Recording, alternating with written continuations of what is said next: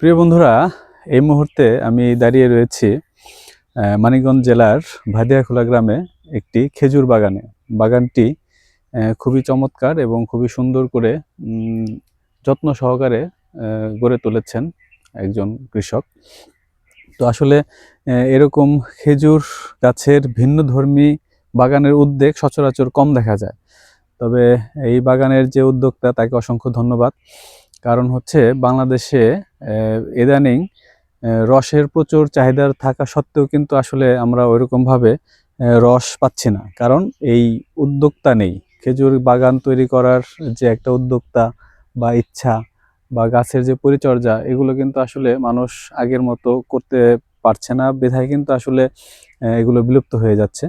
তো আসলে আমাদের প্রত্যেকেরই উচিত এই যে যে জিনিসগুলো আসলে প্রকৃতিতে থাকে সেই জিনিসগুলোর যথাযথ পরিচর্যা করা এবং মূল্যায়ন করা। আমি দেখেছি অনেক, আপনারা খেয়াল করে দেখবেন যে ইতিমধ্যে অনেক পশু পাখি থেকে শুরু করে অনেক গাছপালা কিন্তু ইতিমধ্যে বিলুপ্তির পথে।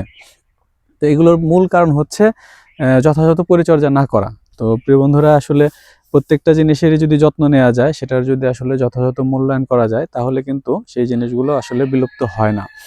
তো আমরা চেষ্টা করব যে আসলে প্রতিটা জিনিসের যথাযথ মূল্যায়ন করার, এবং প্রতিটা, সেটা পশু পাখি হোক, সেটা গাছপালা হোক।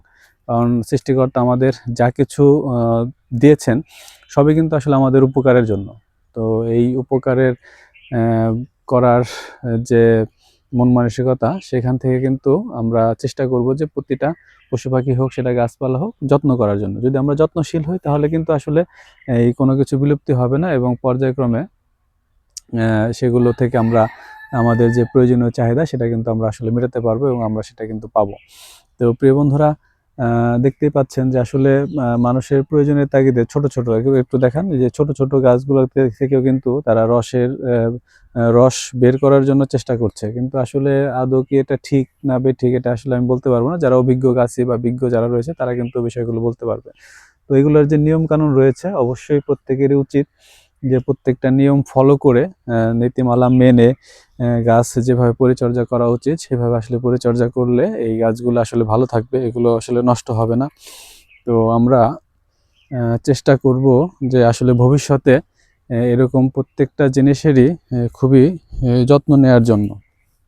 এদিক দিয়ে আসেন, হ্যাঁ ভাই, যত্ন নেওয়ার জন্য যদি আমরা অবশ্যই যত্নশীল হই, তাহলে কিন্তু আমাদের এই কোনো জিনিস নষ্ট হবে না, এবং কোনো জিনিসই আমরা এরকম প্রকৃতি থেকে বিলুপ্ত হতে দেব না।